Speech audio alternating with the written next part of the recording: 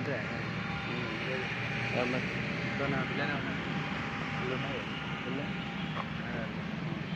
పెట్టిన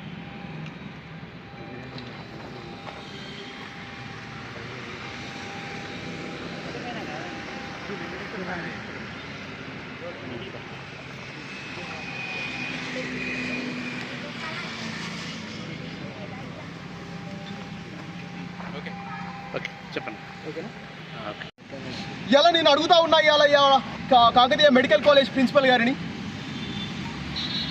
మీరు ఒక రాష్ట్రానికి ముఖ్యమంత్రియా లేకపోతే ఈ యొక్క దేశానికి ప్రధానమంత్రియా? ఎవరి లెటర్ ప్యాడ్లు కావాలండి మీకు? నాకు అర్థం కావట్లేదు. Who are you? Are you the chief minister or the prime minister of the country?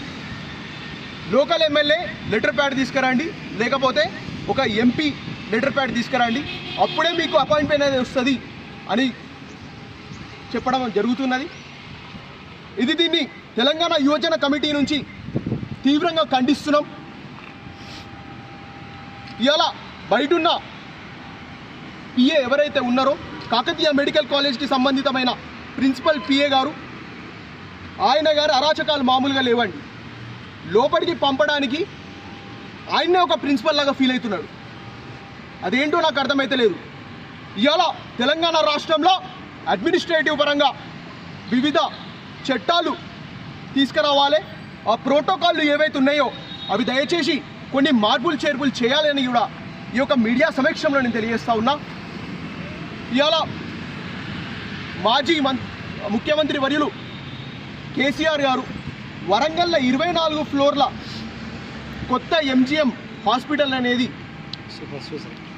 నిర్మించారు. వాస్తవానికి మాజీ శాసనసభ్యుల వర్యులు దాస్యం వినయ్ భాస్కర్ గారి హయామీలో 90% వరకు ఆ పనులు పూర్తి అవ్వడం జరిగింది. వాస్తవానికి చూసుకుంటే ఇంకో 10% రంగుల గోడలు, అద్దాల మేడలు అవి మాత్రమే తగిలించే ఉన్నాయి. ఆ గోడలు ఏవైతే ఉన్నాయో దానికి రంగులు అద్దడం ఉన్నది. ఏవైతే అద్దాలు ఎక్కడైతే తగిలించాలో అక్కడ అద్దాలు తగిలించే ఉన్నాయి.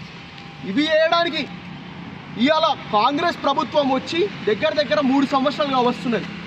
అయినా 2 నుంచి 3 అకాడమిక్ ఇయర్లు అయిపోతున్నాయి. మెడికల్ కాలేజ్ పిల్లలకి ఇప్పటి వరకు ఎవరికి కూడా ఉద్యోగావకాశాలు లేవు.